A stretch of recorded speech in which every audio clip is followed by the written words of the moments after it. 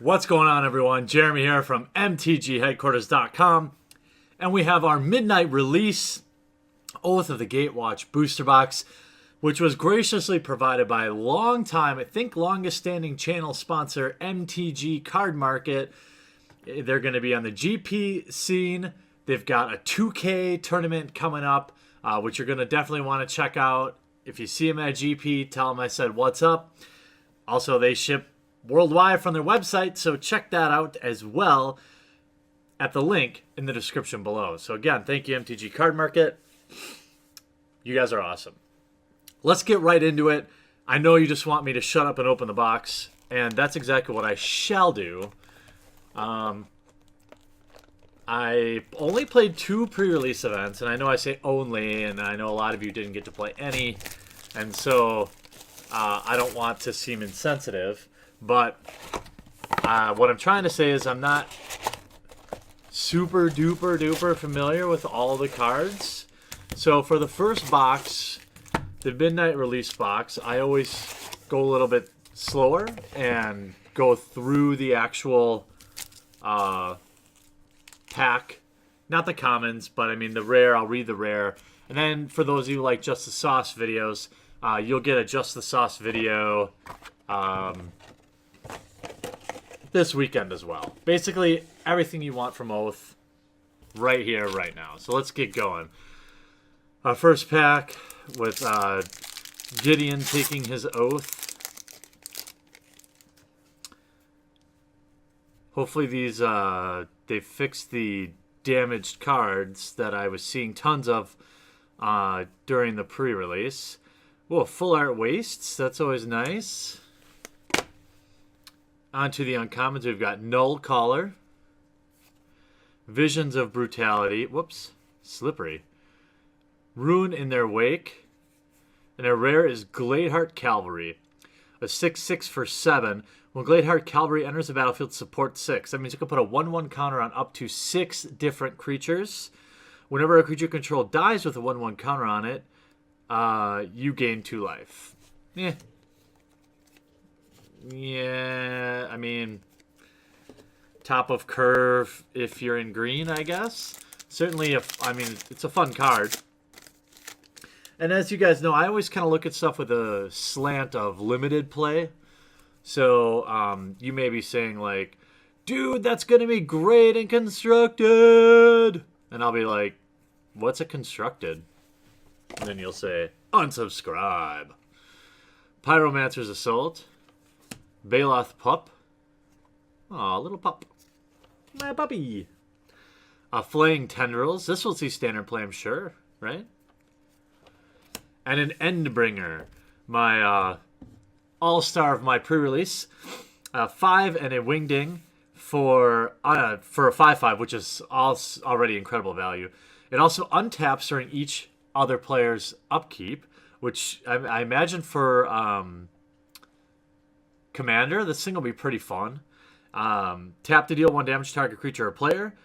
Pay Wingding. Target creature can't attack or block this turn and tap it. Double Wingding, draw, and tap to draw a card. So lots of value on one card. Lots of different modes, I guess I would say.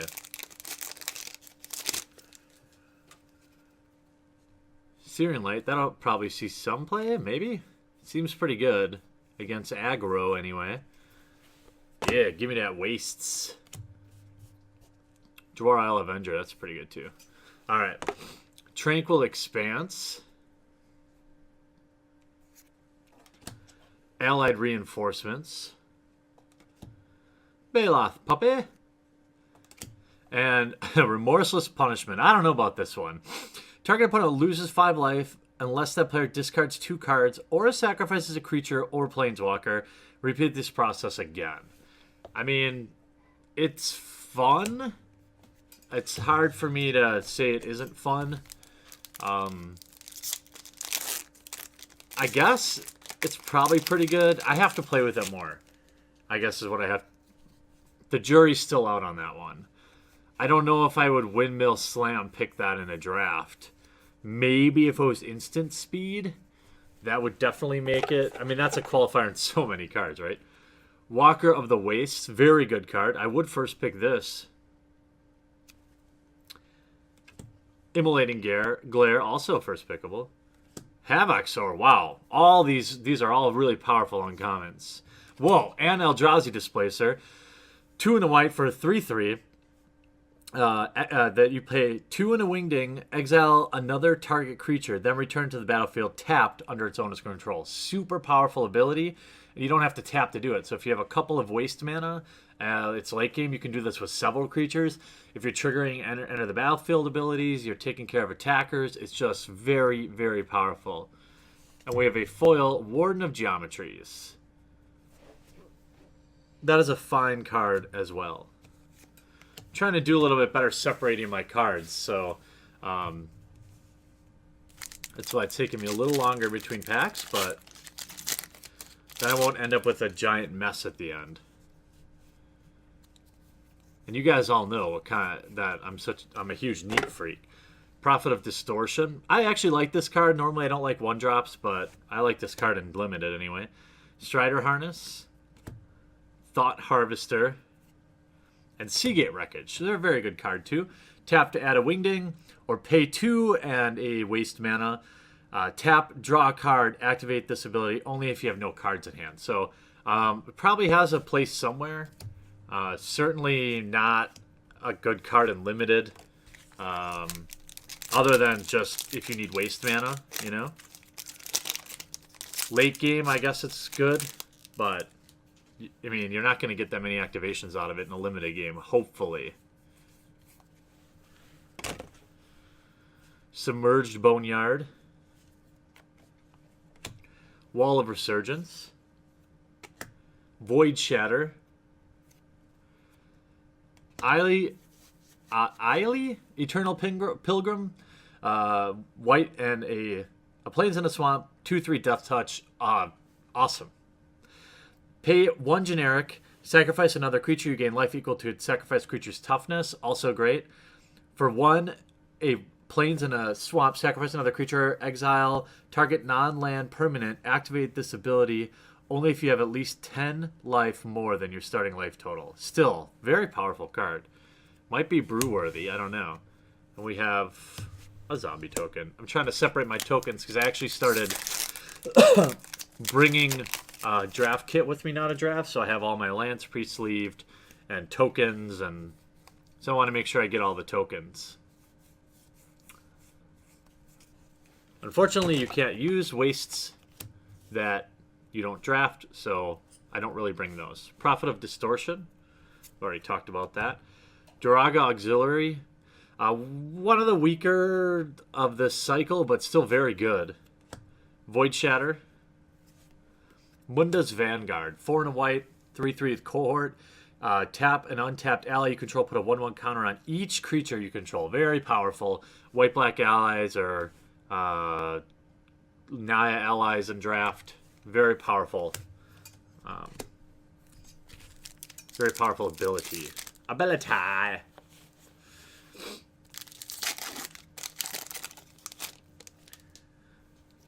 All right. Waiting on our first mythic, but doing it patiently. Chitinous Cloak, I think. Pyromancer's Assault. Malakir Soothsayer. And Dimensional Infiltrator. 1 and a blue for 2/1 flash flying. Pay 1 and a colorless. Target opponent exiles the top card of his or her library. If it's a land card, you may return Dimensional Infiltrator to its owner's hand. Interesting card.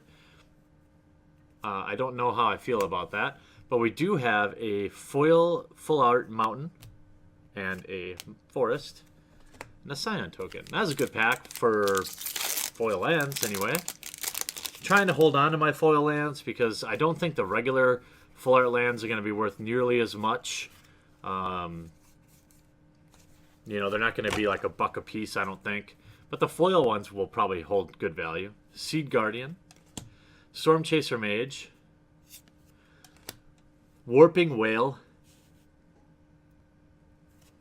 Call of the Gatewatch, our first of this cycle. Search your library for a Planeswalker, then reveal it, put it in your hand, then shuffle your library. probably constructed playable, I would think. I would think. I mean, a tutor for a Planeswalker seems pretty good. Certainly good in EDH. Make a stand. I don't know why my dog is all grumbly down there. Stop being so grumbly. Essence Depleter. Malakir Soothsayer. Hey, there we go. Kozilek, the Great Distortion. 8 double wing ding. Or a dingling if you prefer. For 12/12, when you cast Kozilek, the Great Distortion, if you have fewer than 7 cards in hand, draw cards equal to the difference. It has Menace. Discard a card with converted mana cost of X. Counter spell with converted mana cost of X. That's a pull. I think we have a foil in this pack, too. A Strider Harness. Not an Expedition, but I guess. Kozilek is pretty good. I don't know if he'll see standard play. I would suspect to see him around, kicking it, you know, old school style, stuff like that. Cliffhaven Vampire, very good in black-white life gain. Nissa's Judgment. Falayer Drone. Now, we have a foil in this pack, too. Fall of the Titans. Love this card. Double X and a red, but Surge. So let's say you have that, like, 1 red, give a creature haste, draw a card spell. That turns on Surge, and then you can pay X and red. But anyway, double X and a red. Fall of the Titan deals X damage to each of up to 2 targets, 2 target creatures and or players. So if you tap 6 mana and 1 mountain, it's 3 damage divided. However, if you cast it for the Surge cost, it's, if you pay 6 mana, it's 5 damage. Or I'm sorry, 6 damage. 6 in a red, just like I said before. Ooh, that is a nice foil rare. Foil Thought-Knot Seer. Yeah, that's at least currently right now one of the more spendy cards. I definitely happy to see that. 3 and a waste for 4/4, which is awesome. When Thought-Knot Seer enters the battlefield, target opponent reveals his or her hand. You choose a non-land card from it and exile that card. When Thought-Knot Seer leaves the battlefield, target opponent draws a card. Very, very good. It's like Thoughtseize on a creature. And it's shiny. So that's like double? Double bonus? Yes. I haven't had a good foil rare in a while.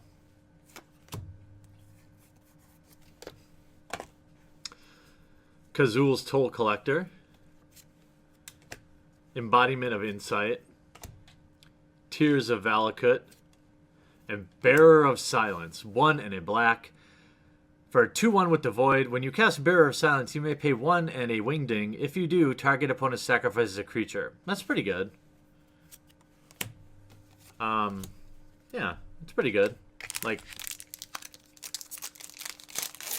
if you draw at any time, I'd probably just play it out on turn 2 if I'm playing that deck, because it probably wants to be aggressive.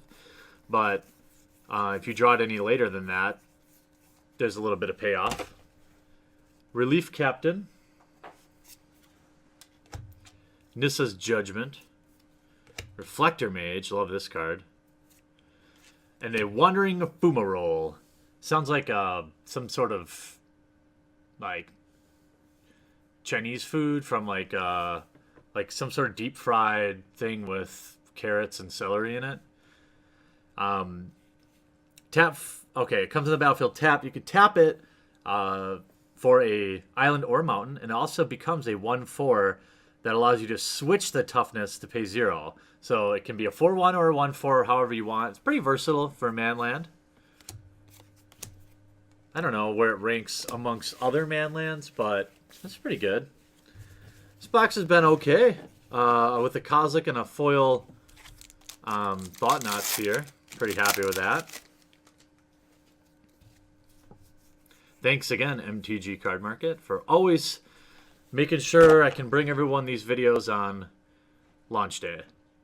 Reaver Drone. Timber Gorge.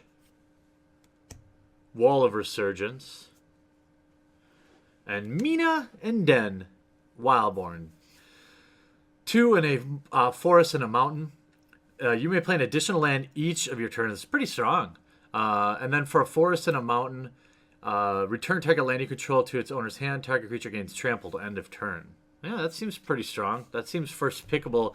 It definitely makes red-green landfall a lot better, which it's usually open too. So if you first pack, if you crack that in your landfall deck, that's what it's going to put you over the top. Feels like the waste, it's always in the same spot right before the last common. Feels like, anyway. Cyclone Sire, maybe that's how it's supposed to be. Steep Glider, a fine card. Storm Chaser Mage, a Hold On To uncommon. And then Eldrazi Mimic, 2 colorless for a 2/1. This is very good, too. Whenever another colorless creature enters the battlefield under your control, you may change Eldrazi Mimic's base power and toughness to that creature's power and toughness till end of turn. Very versatile. It's just a 2/1 early, but late, every time you cast a bomb, now you have 2. And one of them basically has haste. So that's pretty good. Reaver Drone. Meandering River. Thought Harvester. I thought it was another 2 in a red spell. Eldrazi Obligator, 2 in a red for a 3/run with Devoid. When you cast it, you may pay 1 and a colorless. If you do, gain control of target creature until end of turn. Untap that creature, it gains haste. And this creature also has haste. So pretty powerful blowout in limited play. Maybe in other formats too, but Iona's Blessing. Foil.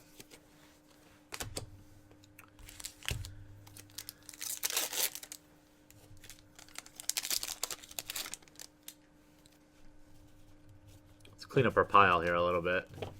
Show these beautiful full arts the respect they deserve.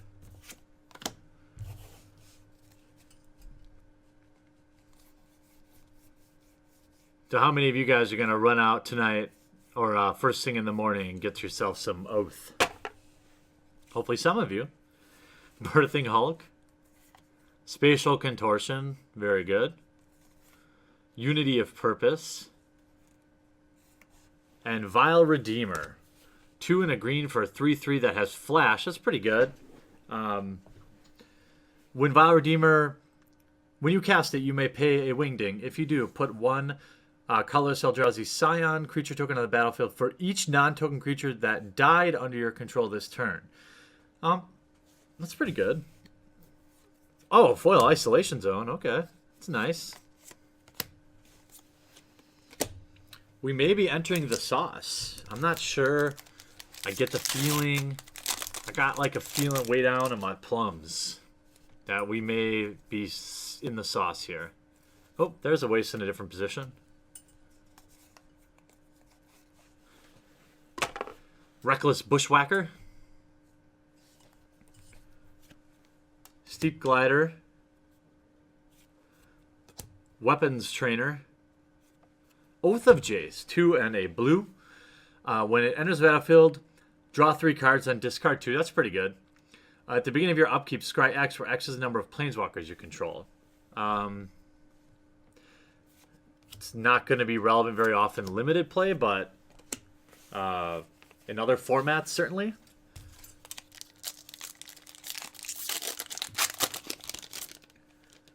Moving right along. Maybe I should pick up the pace a little bit. Catching myself kind of reading them too. Seed Guardian. Tranquil Expanse. Reflector Mage. And Oath of Chandra. Or maybe we're in the Oath, the opposite of Sauce. It's a fine card though. 1 in a red. When it enters the battlefield, deals 3 damage to target creature an opponent controls. At the end of each end step, if a planeswalker enters the battlefield under your control this turn, it deals 2 damage to each opponent. So that could be fun in multiplayer games. For sure. Get out of hand. And a 2-headed giant even. I mean, which is a multiplayer game, but... Cinder Barons. Grip of the Royal. Flaying Tendrils. And a Hissing Quagmire. Giggity. This is the Golgari Manland. It turns into a 2/2 black-green elemental creature with Death Touch till end of turn.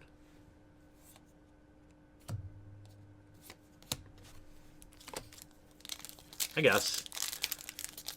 I think it would be amazing if it turned into like a Deadly Recluse, you know, 1/4 with reach with Death Touch. That'd be very, very good. Timber Gorge. Press into Service. Unity of Purpose. And Hedron Alignment, the fun card. Stay with me here. 2 and a blue with Hexproof. At the beginning of your upkeep, if you may reveal your hand. If you do, you win the game if you own a card named Hedron Alignment in exile, in your hand, in your graveyard, and on the battlefield. So you have to play 4, and you got to put them all somewhere. Maybe someone will build some kind of fun deck with that. I know Wizards likes to play with alternate win conditions at times. Most of the time, people get a little upset about them. Allied Reinforcements. Nissa's Judgment. Bonds of Mortality. And a Linvala. Here we go. 4 and 2 white for 5/5. When it enters the battlefield, if your opponent has more life than you, you gain 5 life. When it enters the battlefield, if an opponent controls more creatures than you, put a 3/3 white angel creature token onto the battlefield. That's pretty good. It's a limited bomb. Maybe post-rotation it'll see play. I'm not sure. But it's certainly a powerful card. It just doesn't fit what's going on with Standard right now. In my opinion, anyway. The opinion of someone who doesn't play Standard that often. Roiling Waters. Chitness Cloak. Weapons Trainer. And a Matter Reshaper. 2 and a Wingding for a 3/2. When it dies, reveal the top card of your library. You may put that card onto the battlefield. If it's a permanent card with a converted mana cost of 3 or less, otherwise put the card into your hand. So it replaces itself, so that's pretty good. I'm liking the Scions in this set.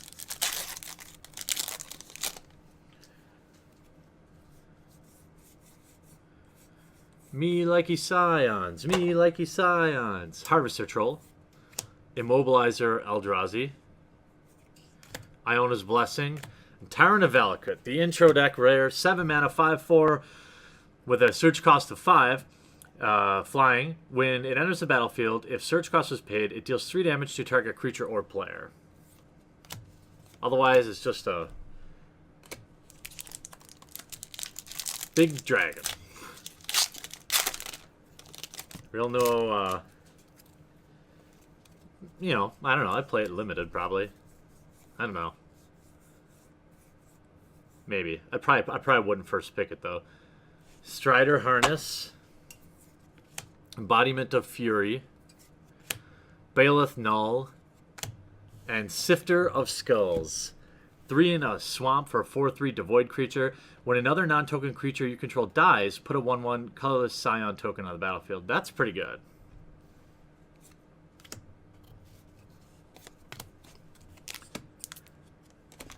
Moving right along here, I want to take a second again to invite you to at least check out MTG Card Market at the link below. They've been a long-time supporter of the channel, and they have great prices on singles. They grind it out at GPs. And I've heard nothing but good things from people who bought from them. Make a Stand. Grasp of Darkness. I like this card a lot. Relentless Hunter. And Captain's Claws. 2 whatever mana you want. Equipped creature gets +1/+0. Whenever equipped creature attacks, put a 1/1 core ally creature token on the battlefield, tapped and attacking. I don't know about that card. Maybe. I mean, there is a equipment sub-theme. So, I mean, maybe. Maybe, baby. Maybe, baby. That's fun to say. Say it with me. Maybe, baby. Prophet of Distortion. Baloth Pup. Warping Whale. Corrupted Crossroads. At least we're not getting tons of duplicates. Tap for a waste mana, colorless, or tap, pay 1 life, add 1 mana of any color to your mana pool. Spend this mana only to cast a spell with Devoid. Pretty good card, though. I don't know where I take it in draft. I still think Devoid is probably the strongest archetype, whatever combination of it. But I could, who knows? I haven't played this limited format. Things like Cliffhaven Vampire sure makes white-black life gain really good. Iona's Blessing, Visions of Brutality, and a Ruins of Oran Reef. Enters the battlefield, tap for a waste, or tap, put a 1/1 counter on target colorless creature that entered the battlefield this turn. That's okay. Incremental value each turn. I wouldn't pick it high, unless I was like pack 2 or late draft, and I already drafted a lot of colorless. Essence Depleter, Submerged Boneyard, Relentless Hunter, and a rare is Dimensional Infiltrator. 1 in a blue. Oh, we already talked about this one. Flash, Devoid, and you can make them exile the top card. And a foil Eldrazi Aggressor.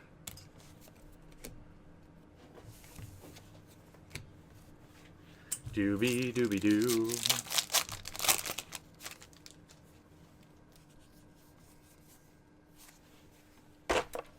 Alright, Reckless Bushwhacker, Harvester Troll, Storm Chaser Mage, Crush of Tentacles, the card they use to explain Storm. Return all non-land permanents to their owner's hands. If Crush of Tentacles Surge cost was paid, put an 8/8 blue octopus creature token on the battlefield. Fine card. First pickable and limited, that's a fact. Last 6 packs. Still no walkers, but we've had a couple good mythics. I'm not sure Crush of Tentacles is a good one, but Embodiment of Insight, Cliffhaven Vampire, Mind Melter, love this card, and Goblin Dark Dwellers, 5 mana, 4/4 with Menace. When it enters the battlefield, you may cast target instant or sorcery spell with converted mana cost of 3 or less from your graveyard without paying its mana cost. I guess it's fine. People were saying like in a burn deck, and I was like, I don't know. Still, I mean, in limited, you get to cast a burn spell twice. I think that's pretty powerful. Cyclone Sire, Mind Melter, Havoc Sower, Zendikar Resurgent. 7 mana, enchantment, EDH. Whenever you tap a land for mana, add 1 mana to your mana pool of any type that land produced. Whenever you cast a creature spell, draw a card. Alright. Moving right along. Hey, make sure you stay tuned all weekend long. I've got more booster boxes. I've got fat packs. I opened all the intro decks. I'm giving away one of every intro deck this weekend too. So make sure you're subscribed so you get notified each and every time I upload. Make a Stand, Gift of Tusks, Devour in Flames, and Stonehaven Outfitter. 1 in a white for 2/2. Equipped creatures you control get +1/+1. Whenever an equipped creature you control dies, draw a card. That's the sub-theme equipment. Not very good. There's not a lot of equipment that I even want to play, It'd have to be crazy good. Null Caller, Cinder Barons, Ruin in Their Wake, and a World Breaker. There we go. Nice one. 6 and a Forest for a 5/7 Devoid creature. When you cast World Breaker, exile target artifact, enchantment, or land. It has reach. Pay 2 and away, sacrifice a land, return World Breaker from your graveyard to your hand. Gross. And a foil Seed Guardian.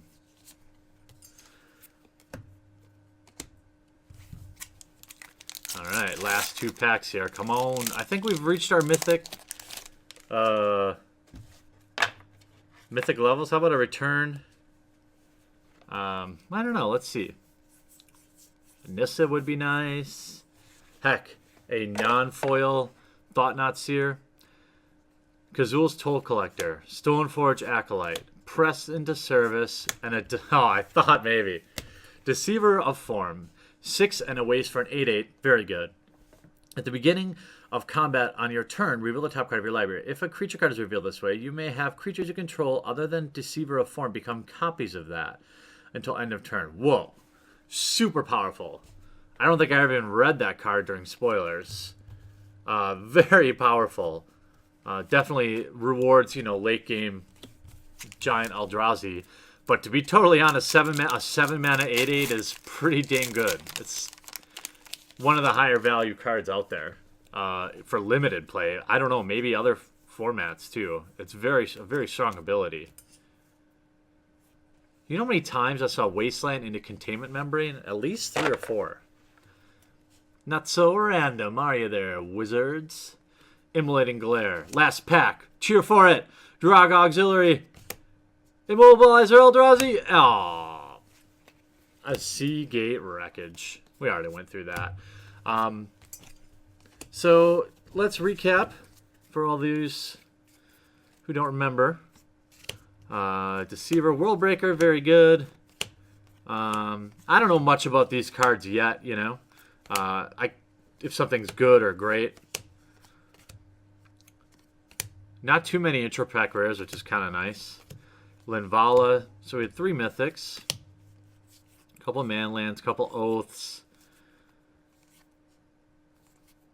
But the big hit was the foil Thought-Knot Seer. This has got to be $20, although it also looks like it's miscut. Look at that.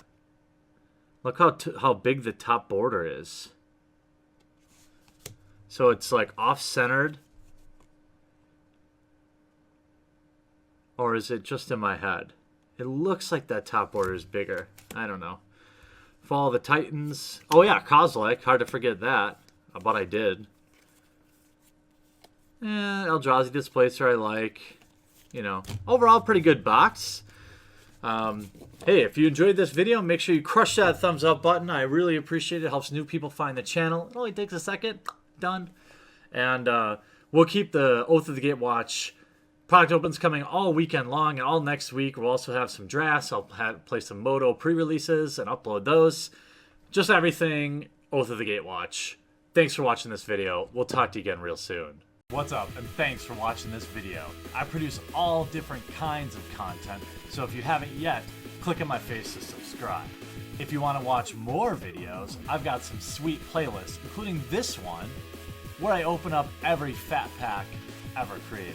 I've also got this one over here where I open just about anything vintage and old and expensive for your enjoyment. And all this is made possible by the awesome backers at our Patreon, which is linked in the description of every video. Hop on over there, check it out, see if it's something you might want to consider. If not, sit back, enjoy, and I'll still love you.